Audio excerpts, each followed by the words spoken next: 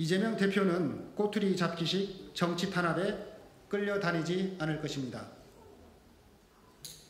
이재명 대표는 검찰의 서면 조사 요구를 받아들여 서면 진술 답변을 하였으므로 출석 요구 사유가 소멸되어 출석하지 않습니다. 검찰은 이 대표가 서면 조사에 불응했기 때문에 출석 요구한 것이라고 하고, 이원석 총장 후보는 인사청문회에서 이재명 대표에 대한 출석 요구는 진술 소명 기회를 준 것이라고 합니다. 당 안팎의 대체적인 의견도 꼬투리 잡기식 정치 탄압에 끌려다니지 말아야 한다는 것입니다. 이에 따라 이재명 대표는 어제 오후 검찰이 요구한 서면 조사서에 소명에 필요한 답변 진술을 기재하여 중앙지검에 보내고 유선으로 통지했습니다. 검찰의 출석 요구 사유는 서면 진술 불응이었던 만큼 서면 조사에 응하였으니 출석 요구 사유는 소멸되었음이 분명합니다. 이와 함께 검찰이 이재명 대표를 조사하겠다는 세 가지 쟁점에 대해서도 다시 한번 입장을 밝힙니다.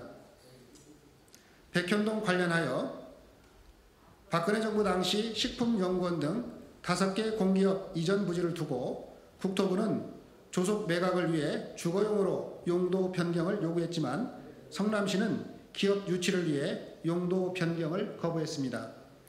2014년 말까지인 정부의 매각 시한에 따라 국토부는 성남시의 용도 변경을 강하게 압박을 했는데, 그 과정에서 이재명 시장은 국토부가 성남시 공무원들을 직무유기로 문제 삼겠다며 위협한다는 보고를 받았습니다.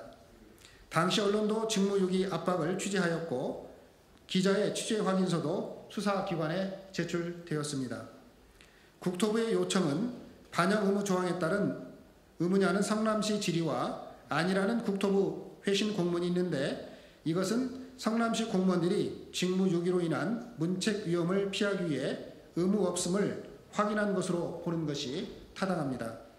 따라서 이재명 대표가 지난해 국정감사에서 당시 국토부가 용도 변경을 안 해주면 직무유기로 문제 삼겠다고 협박했다는 발언은 사실대로입니다. 대장동 관련하여 국민의힘 새누리당 국회의원이 LH 공공개발을 막아 민간개발의 길을 열었고, 이재명 당시 시장이 다시 공공개발을 시도하자 국민의힘 성남시, 당시의 새누리당이죠, 성남시 의원 전원은 공공개발을 포기시키고 민간개발을 강요하기 위해 전원 일치된 의견으로 도시공사 설립과 지방채 발행을 막아 공공개발을 불가능하게 만들었습니다. 이는 당시 언론 보도로도 확인이 가능합니다. 결국 국민의힘의 압박 때문에 공공개발을 포기하고 SPC를 만들어 민간 자금을 이용한 민관 합동개발을 한 것이며, 지난해 국정감사에서 이를 밝힌 이재명 대표의 발언은 사실대로입니다. 성남도시개발공사 고 김모 처장과 관련하여 이재명 대표의 김모 처장에 대한 기억은 경기도지사 당선 후 선거법 소송이 시작된 이후였습니다. 이재명 대표는 도지사 당시 선거법 재판 때문에 대장동 사업 내용을 잘 아는 실무자로 김 처장을 소개받아 여러 차례 통화하였습니다. 성남시 공무원과 산하기관 직원 수가 4,000명이 넘고 하루에도 수백 명을 접촉하는 선출직 시장이 산하기관의 실무팀장을 인지하고 기억하기에는 어렵습니다. 성남시장 시절에는 몰랐다는 이재명 대표의 지난해 인터뷰 발언은 사실대로입니다. 네, 수석대변인 안호영 의원이었습니다. 감사합니다.